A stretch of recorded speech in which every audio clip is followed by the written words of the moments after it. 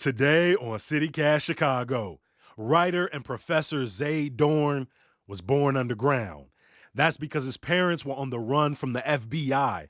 Bernadine Dorn and Bill Ayers were the leaders of the Weather Underground. That was the radical leftist group that declared war on the United States, fighting alongside the likes of the Black Panthers and Fred Hampton. Now, even if you know of the Weather Underground, trust me, you don't know it quite like this. Zay Dorn's podcast, Mother Country Radicals, tells their history from the point of view of son asking his parents tough questions about their storied and revolutionary past, including their role in the bombing of the Pentagon in May 1972. It's Wednesday, May 17th. I'm Jacoby Cochran, and this is what Chicago's talking about.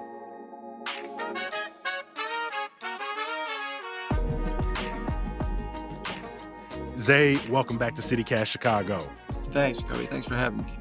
When did the Weather Underground form, and what was its mission in those early days? Yeah, well, the Weather Underground formed officially in 1969 at the at the SDS convention in Chicago, and it really what the mission was. SDS at the time, Students for Democratic Society, was the biggest student anti-war group in the country, and my mom, Bernadine, was the president of that group, one of the three.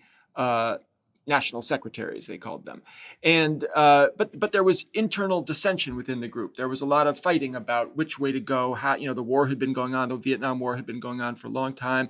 Racism, police violence was kind of rocking the country and the city of Chicago in particular. The Weathermen formed as a kind of a small group of people within the anti-war movement who basically said, we have to get more radical, we have to do more, we have to take action, we got to stop talking. And my mom was the leader of that group. It was different than other radical groups. If you think of like the Black Panthers, for example, their sort of mission and the way they carried it out was different. Absolutely. And I mean, you mentioned one of their most famous actions, which was the bombing of the Pentagon on May 19th. But, they carried out a long string of bombings in opposition to the war and also to try to protest police violence and, the killing of Fred Hampton in Chicago, other killings of Black people by police across the country. So they bombed New York City police headquarters. They bombed the State Department. They bombed Harvard lab that was responsible for some war, research and war funding. And they also did actions like breaking Timothy Leary out of prison, the famous acid guru who was locked up for marijuana possession. So they were involved in a wide range of and of course there was the Days of Rage riot protest in Chicago, which was a massive violent protest in the Magnificent Mile that lasted 3 days and resulted in, many, many arrests and injuries and property damage. Listening to the podcast as you and some of those individuals narrate things like being in the streets during the Days of Rage, and they described individuals sort of tinkering away at bombs at a New York City apartment that exploded, killing members. It's a very visceral experience. Sort of listening through this. What was that like, hearing some of those stories? The reason we decided to make it as a podcast rather than a book or something like that is there is something really visceral and intense and immersive about hearing people tell these stories, telling the story of the Days of Rage or telling the story of the townhouse explosion where some of these people died trying to build bombs to bomb a military installation. And we have one of the women who was in the townhouse at the time of the explosion describing what it was like to be in a house that was literally detonating from a bomb factory in the basement. There was a loud noise, and the whole house sort of lifted up a foot or two and then just kind of disintegrated all around me. I couldn't see anything because it was just solid dust and splinters. There were not floors and walls. You didn't know where to take a step even. The dust is in my eyes, so I can't look. I can only blink open and blink close constantly. It's like very strobe-like. I had no shoes on. I don't have any idea how I managed to walk across all this splinters and rubbles. And then there was a big, huge crater down to where they were. My dad's girlfriend died in the townhouse explosion. So to go back to that time and really try to immerse myself in that family history, it was sometimes pretty affecting. As we said, you were born underground and were Mm. underground for the first years of your life. How did your parents really shape that world for you? You know what it looked like? I mean, it's funny for a kid, of course, I was 1, 2, 3, 4 years old. And so it was the only life I'd ever known. So what it looked like was my life. But, looking back on it, what it meant was a lot of moving around, a lot of sometimes having to pack up in the middle of the night and move to a new place. It meant that my parents had fake names. I knew that outside the house they would be called, Rose and Tony, and inside the house they were mom and dad, and I knew that their names were Bill and Bernadine. I was called Z outside the house. So, I knew we had these fake names. And I knew that the police were chasing us. I knew that the FBI was after us. I say in the podcast, I'm not sure I ever knew what the FBI was exactly. Like, they told me the FBI is chasing us, but for a little kid, you're like, well, that doesn't sound good, but it was more like some kind of abstract Mhm. boogeyman to me, and we turned ourselves in when I was 4. My mom went to jail, didn't, when I was 5, didn't get out until I was 7. So, my childhood was marked by this kind of strange, first being fugitives and then my mom being incarcerated. How much of your parents' story did you know before you started this podcast? Yeah, I knew the broad strokes. Of course, I should say, they never lied to me about any of this. I mean, we had a kind of family where I knew that my mom was on the FBI's 10 most wanted list. I knew that we were running from the law, and later I knew that many of my parents' friends were in jail, and I knew that in my family the police were the bad guys and the outlaws were the good guys. That was all kind of pretty present in my life. But yeah, certainly as an adult digging back into it, I learned things that I had never known before, and one of those big things was I learned a lot more about the centrality of race in my parents' politics, and the fact that the Weather Underground was not just this group of anti-war white kids, but was actually very closely allied with Black liberation groups like the Black Panther Party and like the Black Liberation Army. So, part of it for me was digging back into it to kind of try to understand from today's perspective when we talk about, things like allyship, to try to understand, what my parents were thinking at the time, how these young people ended up deciding to, risk their lives, risk their freedom to fight back against the American government at a time when I think a lot of people thought that was a crazy idea.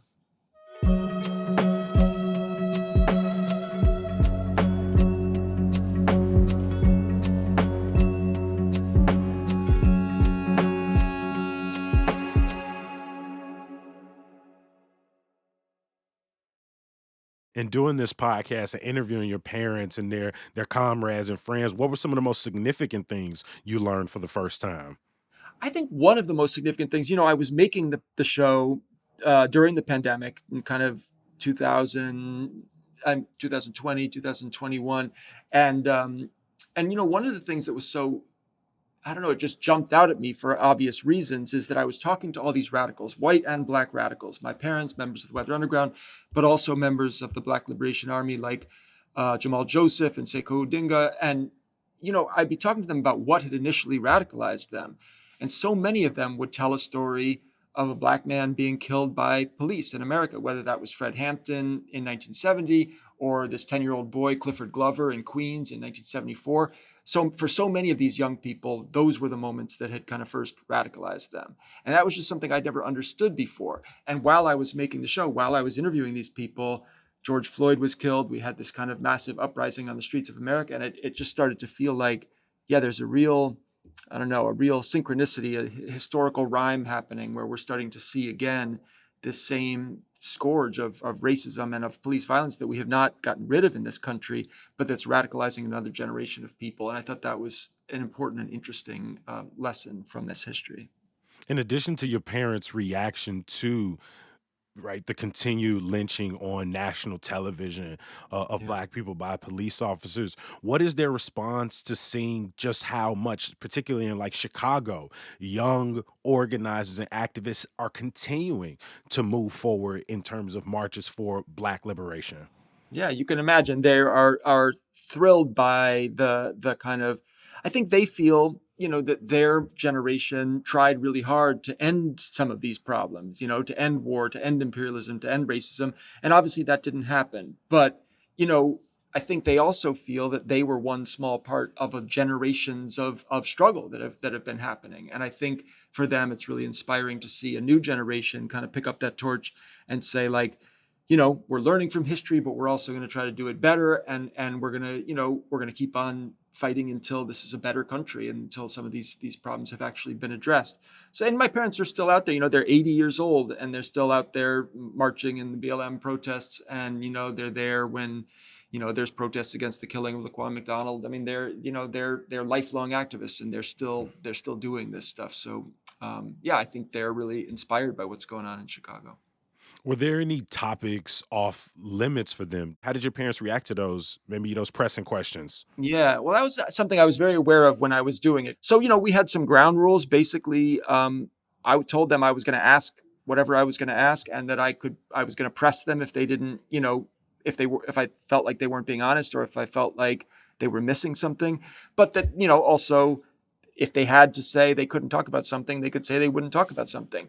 And I'll tell you, there was only really one category of things that they wouldn't talk about, and that was actions that could implicate other people. So, when I was talking to them about some of these joint actions between the Weather Underground and the Black Liberation Army, sometimes they would say, well, we can't talk about that. That's stuff that you'd have to talk to the actual people who were there and decide, and they can decide for themselves, but they were not about to name names or get anybody else in trouble. So that was the one time when people would say to me, There not ain't just no my snitching parents. in their DNA. Yeah, but everything else, people were pretty forthcoming, pretty honest about. There are still political prisoners sitting behind bars now. Many Black leaders were executed during this time. How do your parents talk about how essentially white privilege still, in many ways, benefits them in the end? And hearing, your father wasn't charged, and while your mom served time, Yeah, ultimately wasn't, held in prison for the rest of their lives. yeah. Yeah, I think that's very present in their minds at all times. Some of their comrades did decades, and some white people, some members of the Weather Underground, Kathy Boudin, David Gilbert. David Gilbert did 40 years in prison. But you're absolutely right that in the main, one thing we were so aware of while we were making this show is that when we reached out to talk to people in the Black Liberation Army, we got a couple people like Jamal Joseph who talked to us extensively and who's a really brilliant person and a great interview. But a lot of people we couldn't talk to because they were either in prison or dead.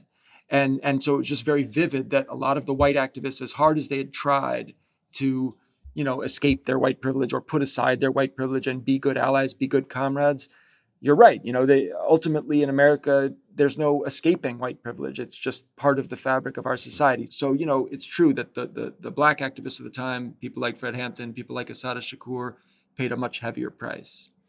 I mean, you really asked this question a few times across the episodes of like, how can these two people decide to bring a child into this? Were there things that you learned that made you feel differently about your parents? Yes, there were, and it was a complicated and sometimes dangerous feeling process to talk to them about these things. So going into it, I had a certain amount of fear or anxiety about it. And I did learn some things. I don't know if they changed the way I feel about them. I mean, I came out of the process, if anything, admiring my parents more than when I went Mm. into it. But yeah, there were things. I'll tell you one example. When I was growing up, the story in my family was always that, as much as my parents had been breaking the law and as long they'd been underground for all these years and they had me when they were underground, but the story in my family was that once they had me, they decided they wouldn't take those risks anymore. They would focus on being parents and try to kind of surface and go back to having relatively normal lives in order to give me a normal life. And there was truth to that story, but it wasn't entirely true. And I learned doing this podcast that my dad had taken part in a very dangerous, risky action when I was a kid at home. He had participated in a jailbreak with the Black Liberation Army, and that was a story I'd never known as a kid. I always assumed that once my parents were parents, they gave all that up. So to learn that they were still active, violent revolutionaries with me sitting at home waiting for them, that was a pretty startling revelation for me. Did you ever take part in actions after I was born while you were still underground? I was involved in a few things, and one of them was, in fact, a jailbreak. And I can't tell you any of the details except to say that we were pretty clear that Bernadine would be with you and that I would do this, and then we would assess it after the fact. But in retrospect, really risky and really on the edge. Mm-hmm. That sort of generational question goes down to even your daughter, who at one point, I believe, says in the last episode to you and your father, Bill Ayers, something to the effect that it's crazy to care more about the movement and, sticking it to the man and care about your family, that you could take some action that could create problems for your family, possibly separating from them. What did you think about hearing that? It's one of my favorite moments in the show. This was in the last episode. I had already written most of the show. We'd recorded most of it, but I was trying to think about how to end the show. And we were sitting around at dinner with my kids and my parents. So 3 generations at dinner, and everybody just started having this conversation about John Brown, because my 13-year-old daughter had been studying John Brown at school. And John Brown is my dad's hero. He's this famous abolitionist, radical abolitionist who led the raid on Harper's Ferry that some people say started the Civil War. And for my dad, that kind of, having a white radical being willing to risk his life for Black liberation, that's how he sees himself. It's how he admires that so much. But my 13-year-old had been studying John Brown in school, and she was scandalized by the fact that he would sacrifice not only himself, but his family, his children, for that cause. So they got into this argument, and I just secretly slipped my iPhone onto the table and hit record, because I was like, oh man, this is too good. I got to put this in the show. And I love that moment, because it really just honestly, it's these 2 people, 70 years apart in age and very different in generation, but they're just kind of having this conversation about priorities and about how you think about that. And they still joke about it now that I put it on the show. People always ask my daughter about it and ask my dad about it. And so every time he sees her, he's like, I won that argument with you. I think I kicked your ass in that argument. But everybody who sees her says, you were articulating exactly what I was wondering. How can people do this if they have kids at home? So in a way, it sums up the whole point of the show for me, that conversation. And many of the revolutionaries say this was not a choice. This was forced upon me. I had to fight for my people, for these causes, 100%. for the liberation of others. That's exactly right. I think you just said it really well. Like the way I ended up thinking about it is, as a kid of revolutionaries, you kind of can't help but think, didn't they care about me enough to to put aside those risks? But then when you think about it, for them, it was about making a better future. It was about building a future that they could raise their kids in and build. And so for them, there was no choice. It was like raising kids and fighting for a better future. Those are the same thing. Why tell this story now? I think there were 2 reasons for me. There was a personal reason and a political reason. For me, the personal reason to tell it now was, my parents are getting older, and my mom was about to turn 80. And my adopted mom, Kathy Boudin, had stage 4 cancer and was dying. She passed away before we finished the show. And so, these people who had been part of my family forever, I was facing the fact that they weren't going to be around forever. And so I felt just personally that if I was ever going to tell this story, this family history, I had to do it now. But then politically, there was this bigger reason, which was thinking about where our country is at the moment, and thinking about how, I really do think that the country is facing the threat of authoritarianism and law and order fascism and white nationalism, and that those were the same threats that these people, not just my parents, but the Black Panther Party, the Black Liberation Army, they were confronting 40, 50 years ago. And to take some, to learn some lessons from that story, and also to take some inspiration from the courage of people who really decided that they were going to put everything on the line to make a better country and a better world.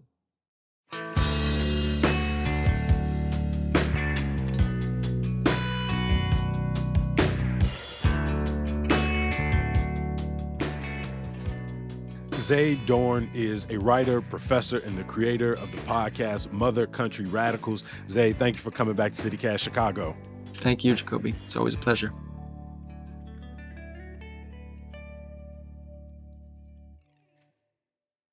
Before I let you go, a little bit of news. Amid ongoing debates about Riot Fest's future in Douglas Park, the lineup for this year's festival has been released, including the Foo Fighters, The Cure, and Parliament Funkadelic and George Clinton. To see the full list, check the show notes.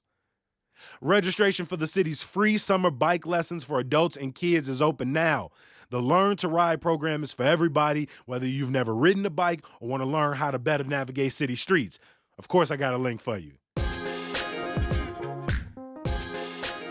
And some good news. The 2023 Chicago Food Truck Festival starts this Friday at Daily Plaza in the Loop and runs every Friday from 11 to 3 p.m. until October.